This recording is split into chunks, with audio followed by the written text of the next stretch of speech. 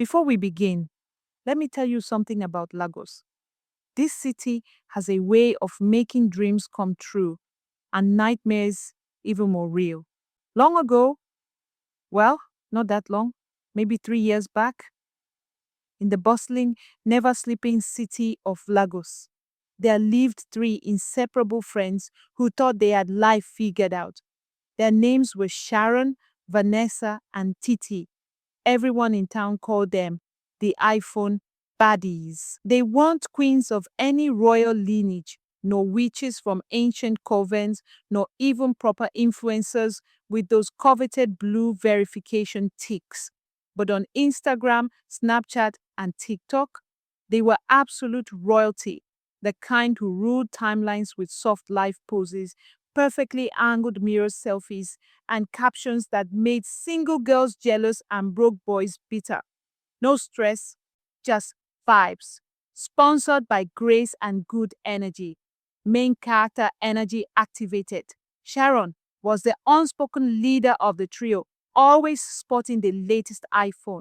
She upgraded faster than Apple could finish their keynote presentations. Her Instagram bio read, CEO of Living My Best Life. DM for collabs.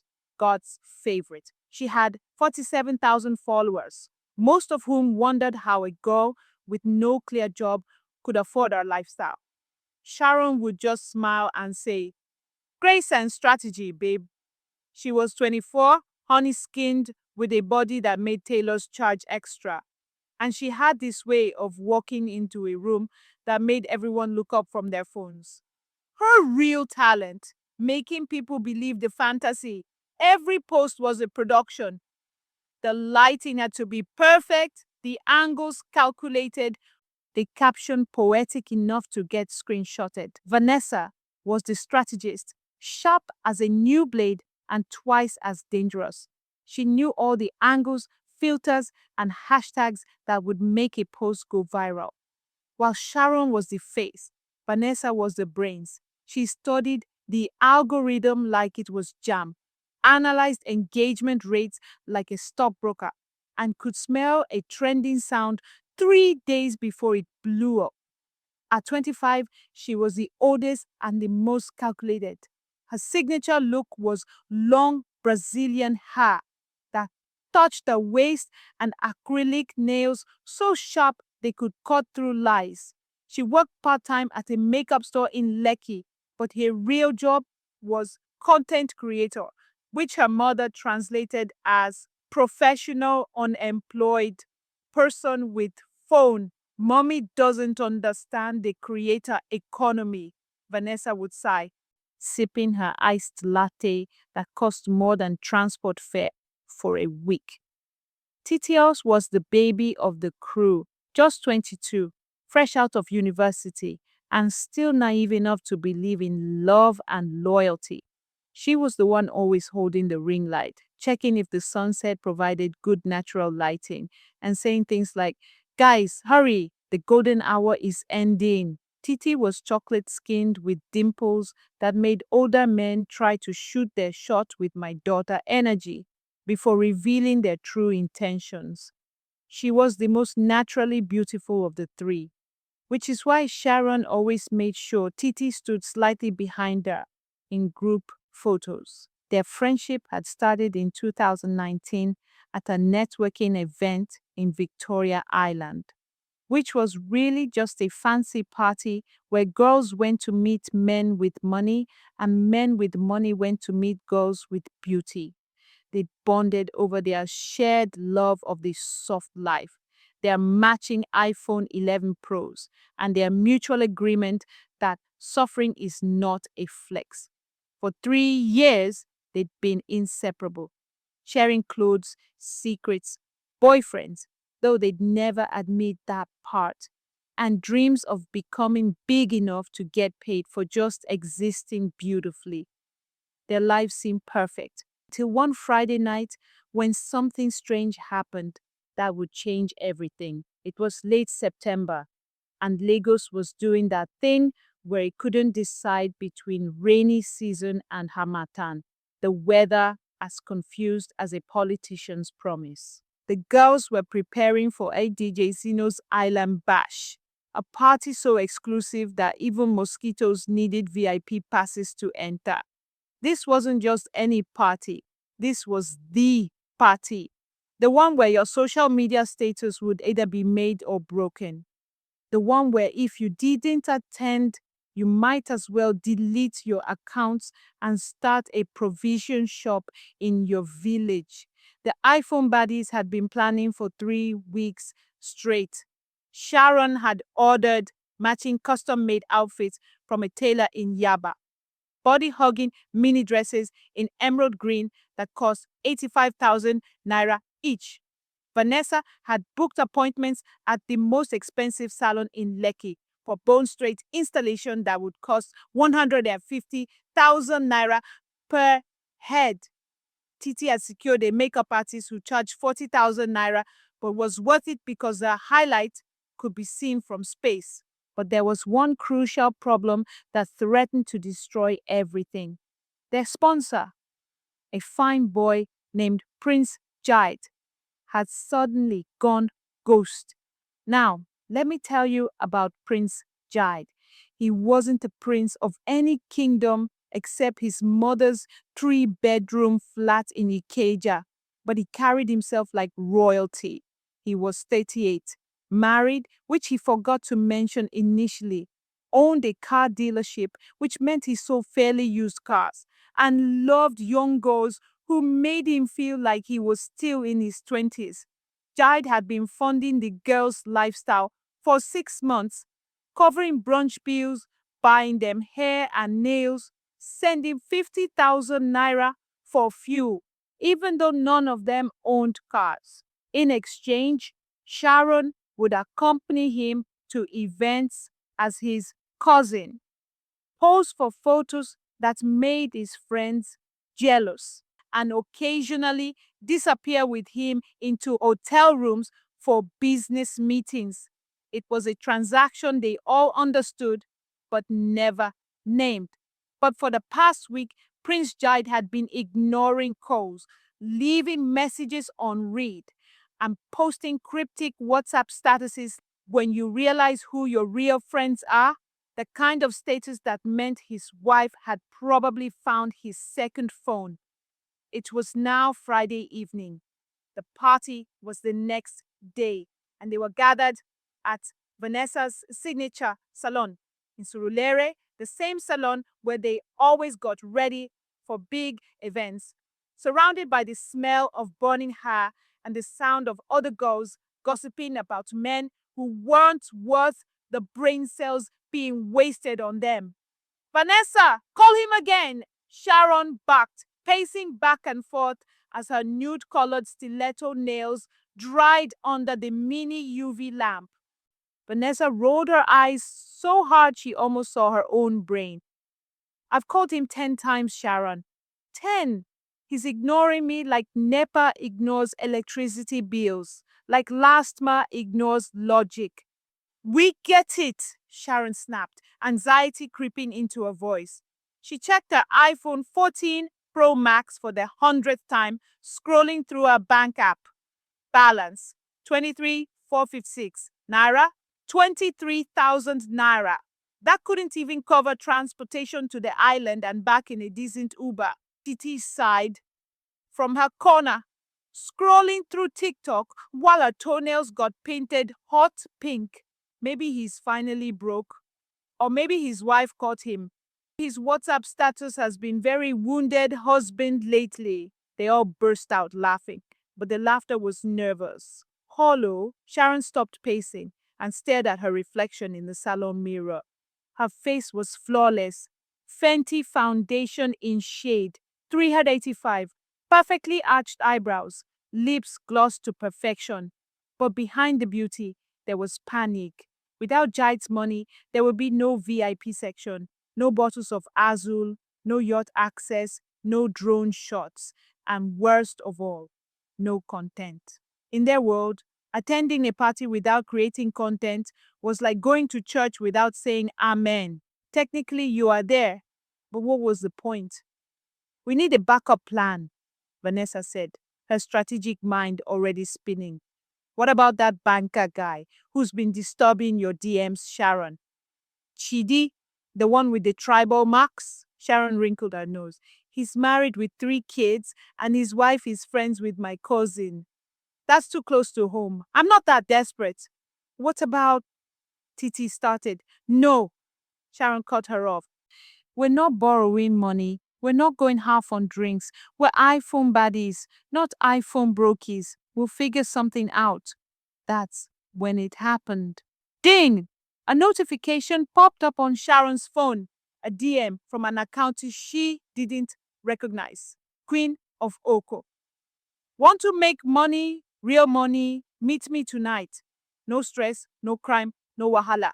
Just fame and fortune. Victoria Island, 8 p.m. Come alone or come together. Either way, come ready. The message was followed by a pin location and a single emoji. Sharon's heart skipped. She showed the message to Vanessa and Titi. This looks like a scam, Titi said immediately, her natural suspicion kicking in. Or a 419, Vanessa added, squinting at the profile. Who is Queen of Oko? And where is Oko SF? But Sharon was already responding. Her fingers moved faster than her common sense. Sharon Baddie, what kind of opportunity? And how did you find me? The reply came instantly. Queen of Oko. I find everyone who's ready. I see those who want more. You've been praying for a sign, Sharon. This is it. Come tonight. Don't worry about DJ Zeno's party. There will be bigger parties after this. Trust me. A chill ran down Sharon's spine. How did this person know about the party? How did they know she'd been praying? Just 3 nights ago, Sharon had knelt beside her bed, tears running down her face, whispering, God, I need a breakthrough. I'm tired of depending on these useless men. Send me something real. Send me my own money. Now here was a message that felt like an answer or a trap. Let's go, Sharon said suddenly, standing up and grabbing her purse. Go where? Vanessa asked, alarmed. To meet her, to check it out. Sharon, are you mad? Titi's voice went up 3 octaves. You want to go meet a stranger because of Instagram DM in Lagos? Have you forgotten what our mothers taught us? Sharon spun around, her eyes blazing with a mixture of desperation and determination. Listen, we have 2 choices. We either sit here and miss the biggest party of the year, watch everyone else blow up while we become irrelevant, and continue depending on men who ghost us when their wives call. Or we take a chance. Just one chance. We'll go together. If it's sketchy, we leave. Simple. Vanessa and Titi looked at each other. They'd been friends long enough to communicate without words. This is stupid, Vanessa's eyes said. But we're already broke, Titi's eyes replied. And we've done stupider things for less. They both agreed silently. Fine, Vanessa said, putting on her slippers. But we're taking Uber. We're sharing our live location with each other. And if anything feels weird, we're running. Deal, Sharon said, already calling the Uber.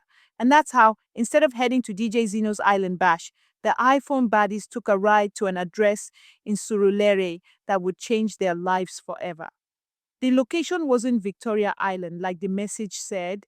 It had changed to Surulere, a detail that should have been their first warning. But desperation has a way of making people ignore red flags. The Uber dropped them in front of a compound that looked like it had survived colonialism, independence, military rule, and still had opinions about all 3.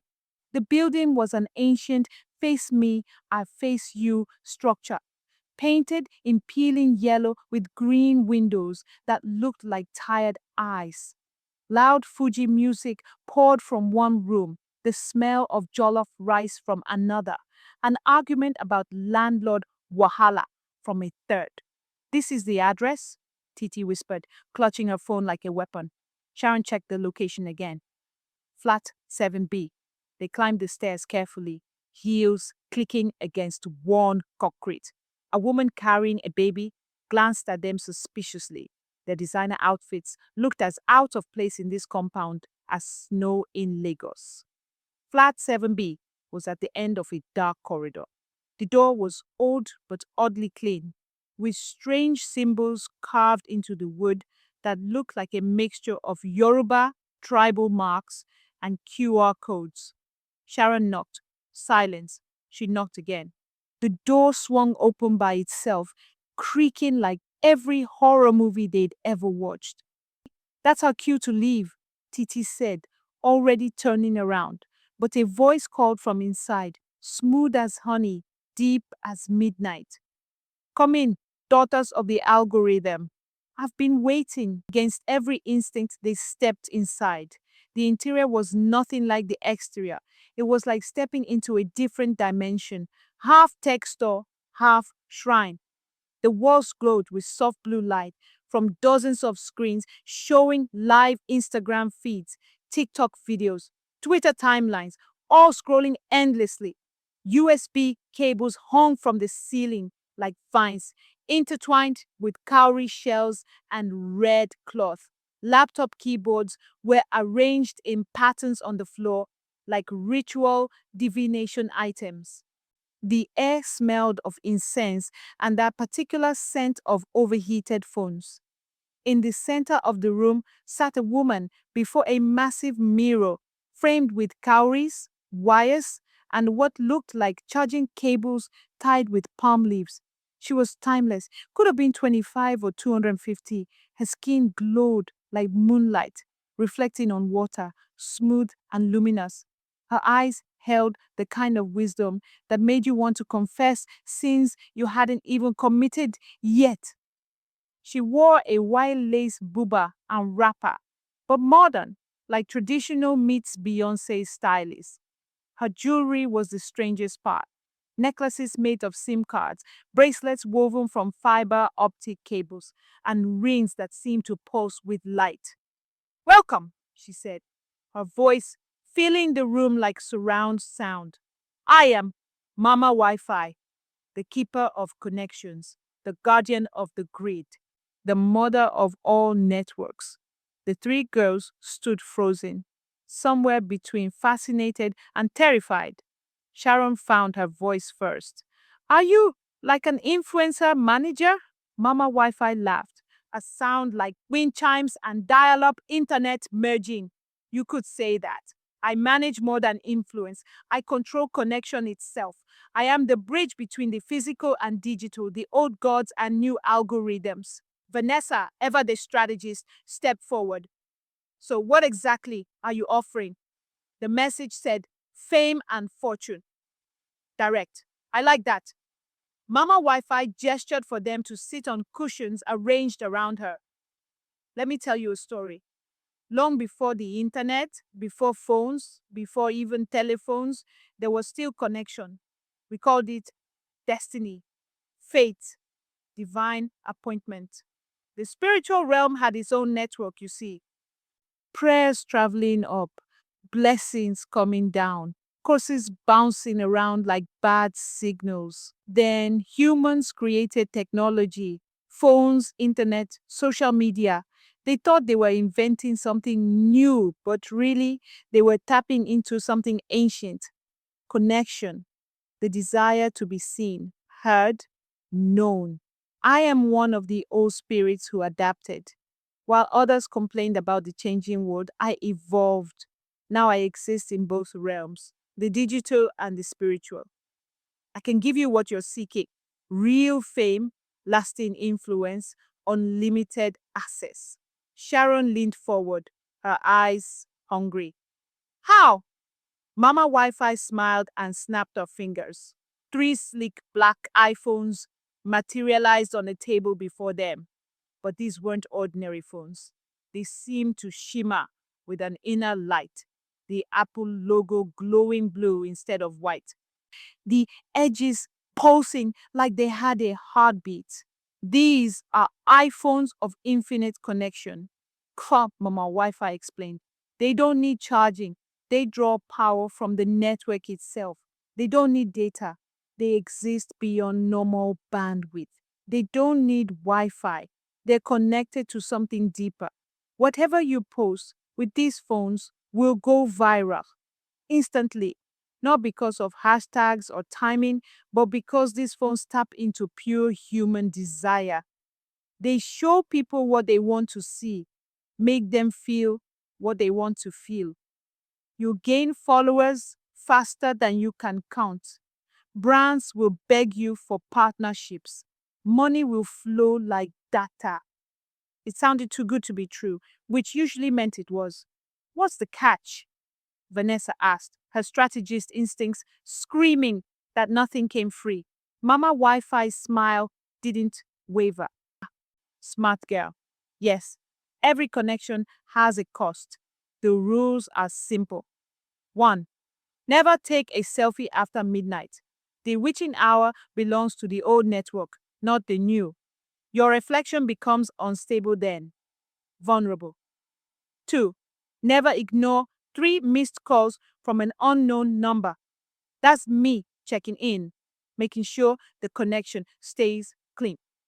3. Post at least once every day. Feed the algorithm, or the algorithm will feed on you. 4. Never, ever try to delete your account or destroy the phone. The contract doesn't break just because you want it to.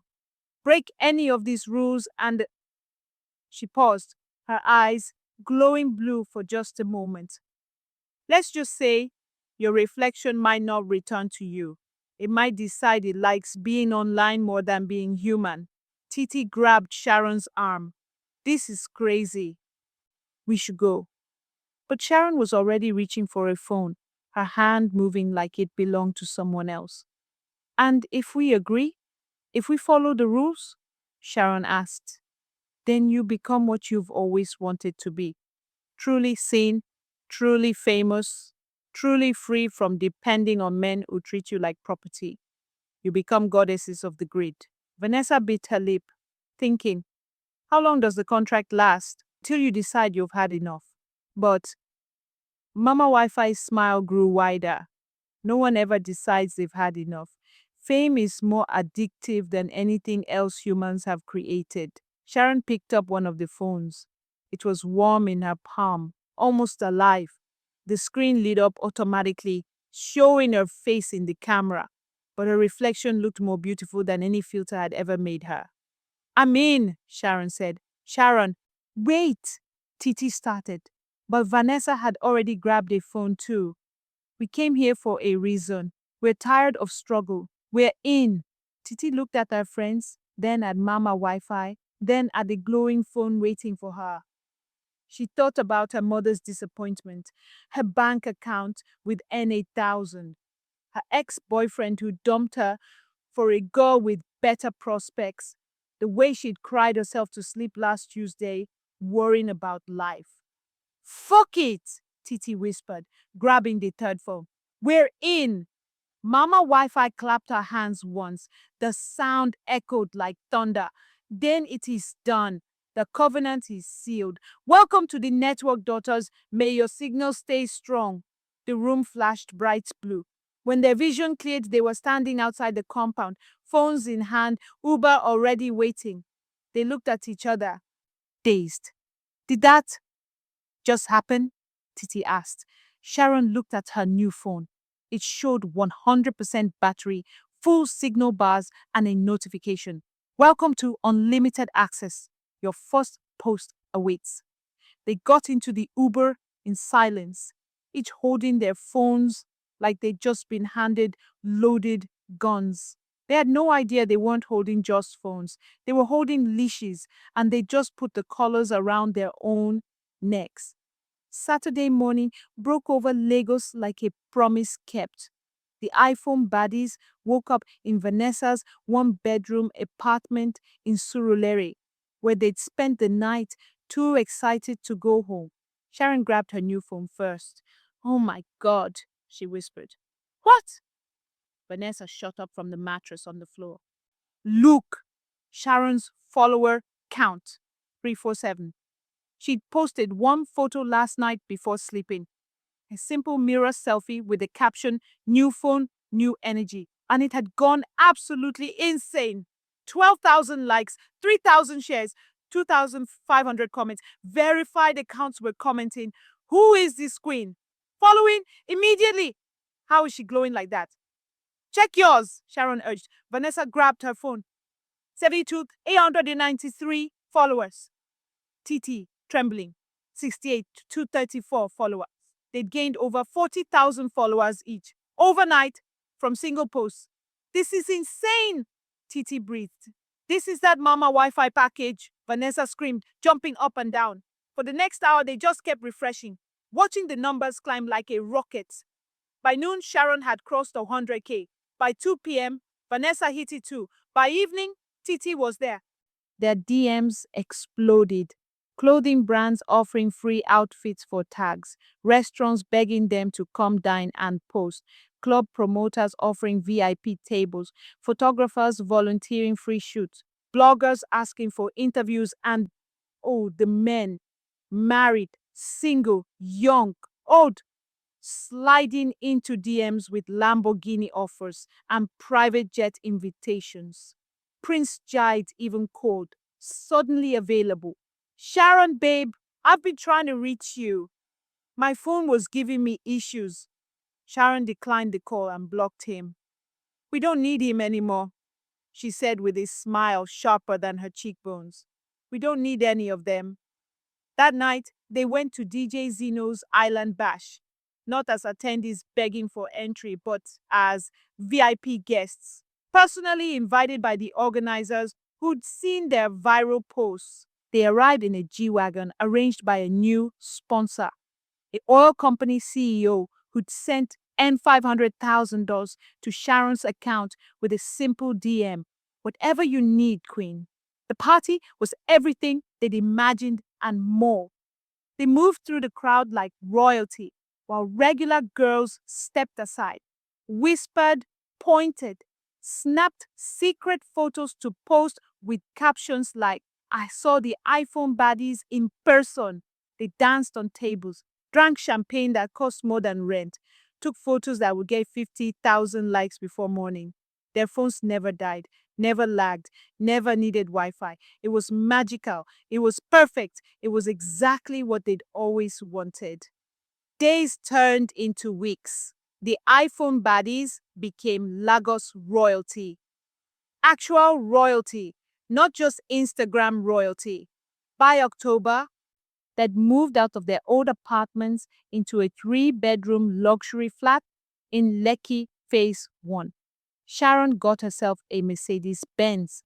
Vanessa enrolled in a luxury business course in Dubai, fully sponsored. Titi quit her part-time job and became a full-time content creator. Their daily routine: wake up at 10 a.m., post morning selfie, minimum 30K likes, brunch at new fancy restaurant, paid for by owners desperate for exposure. Afternoon content shoot, evening post, minimum 40K likes, night event, party club, late night reflection post with inspirational caption. They followed the rules religiously, never posted after midnight, always answered unknown calls, which were rare, posted every single day, never spoke about deleting accounts. Life was a highlight reel. Every day better than the last. Brands sent them free products, the latest fashion, newest makeup, exclusive shoes. They attended movie premieres sitting next to actual celebrities. They were invited to weddings of people they'd never met, just to grace the occasion. Their families' attitudes changed too. Sharon's mother, who used to curse her useless social media life, now bragged to church members, "My daughter is an influencer. Oh, she's doing very well." Vanessa's father, who threatened to seize a phone, suddenly wanted her to teach his business how to go viral. Titi's younger siblings started calling her Auntie Mitty Blow, "my auntie who has made it." But fame, data, has a limit. It was a Thursday night, 6 weeks after getting the phones. They'd attended a product launch in Victoria Island, some luxury skincare brand that paid them 200,000 each just to show up and post. The event ended at 11:30 p.m. and they were riding home in their Uber, exhausted but happy.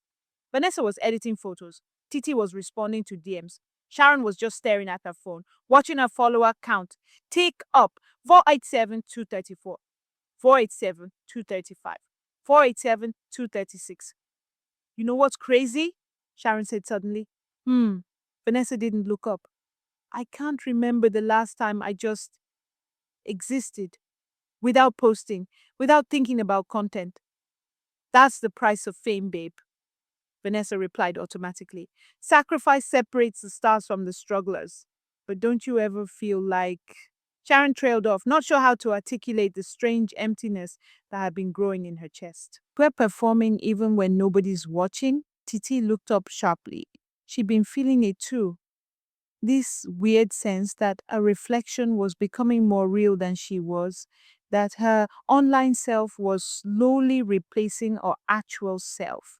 It's just exhaustion, Vanessa said firmly. We've been grinding hard. We should take a weekend trip. Zanzibar, Ghana, somewhere content worthy. Yeah, Sharon agreed, pushing down the uncomfortable feeling. You're right. But that night, alone in her room at 11:47 p.m., Sharon made a mistake. She was lying in bed, scrolling through TikTok when she saw her own face. Someone had made a compilation of her best looks set to Afrobeats music. The video had 2 million views. She smiled, then frowned. The girl in the video looked like her, but more polished, more perfect, more everything. Almost unconsciously, Sharon opened her phone's camera, checking her real face against the filtered version online.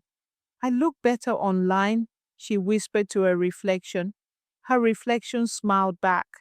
And that's when Sharon noticed the time. 11:58 p.m., 2 minutes till midnight, she muttered. I should post something for the time zone transition crowd. They always engage heavy. Her fingers moved automatically, finding the perfect angle, the right lighting from her bedside lamp. 11:59 p.m. Just a quick story, she told herself. Then sleep. She posed, head tilted, lips pouted, eyes doing that seductive half-closed thing. 12 m flash. The screen froze. Sharon's heart stopped. She'd taken a selfie at exactly midnight. No, no, no, she whispered, frantically trying to close the camera app, but the app wouldn't close. Instead, the photo she'd just taken started changing. Her smile in the photo widened, slowly, until it was too wide, unnaturally wide. What the? The photo moved. Her reflection in the photo turned its head, looking directly at her. The real Sharon, with eyes that suddenly glowed blue. Sharon dropped the phone with a scream, but the phone didn't fall. It hung in mid-air, screen still facing her. The glowing-eyed reflection now standing up from inside the frame. Sharon, the reflection said in her voice, but wrong, layered with static and whispers. Did you forget the first rule? I'm sorry. Sharon scrambled backward on her bed. I didn't mean to. It was an accident. The network doesn't care about accidents, the reflection said, stepping closer to the screen's edge, as if trying to push through. You agreed to the terms. You broke them. Now there must be a disconnection. The room's lights flickered. Sharon's laptop turned on by itself, showing her Instagram page. Her TV switched on, displaying her TikTok videos.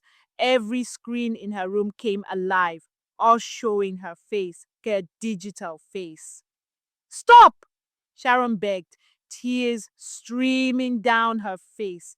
The reflection smile grew impossibly wider. You wanted to be seen everywhere, Sharon. Now you will be. But not as yourself, as Sharon 2.0, the upgrade. Sharon's phone flew toward her face. She tried to dodge but couldn't move, frozen like her Wi-Fi connection. the screen touched her face. There was a blinding blue flash. And then nothing. Friday morning, 6:47 a.m. Vanessa's phone rang. It was Sharon on FaceTime. Thank God, Vanessa answered, still in bed. Girl, I had the craziest dream that. She stopped. Sharon was on the screen, but something was wrong. Her smile was too perfect, her eyes too bright, her movements too smooth like a video game character. Good morning, Vanessa, Sharon said, her voice slightly off. Ready for content day. Sharon, are you okay? I look great, don't I? Sharon's smile didn't waver. Better than ever, I've had an upgrade. And guess what? My engagement rate is up 300%. The algorithm loves the new me. Vanessa sat up fully now, her instincts screaming something was wrong. Where are you? Everywhere, Sharon replied, then laughed. But it was that laugh from horror movies, the one that starts normal, then goes wrong. I'll see you at brunch. TT too. Don't be late. The call ended.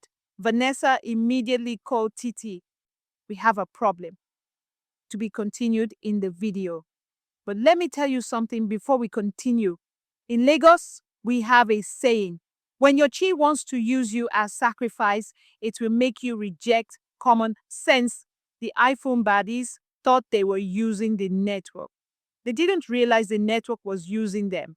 And by the time they understood, two of them would be gone. Not dead, but worse, trapped inside the algorithm. Forever.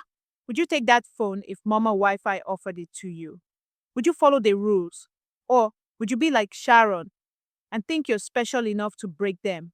Stay tuned for part 2, Sharon 2.0 and the glitch in reality.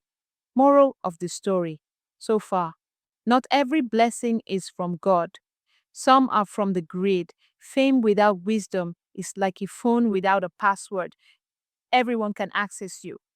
Before you sell your soul for Wi-Fi, remember, the contract has terms and conditions you didn't read. Like, subscribe, and turn on notifications to see what happens when Vanessa and Titi realize their best friend has been replaced by something that looks like her, but isn't. Comment below, would you take Mama Wi-Fi's phone? What would you do if you were Vanessa?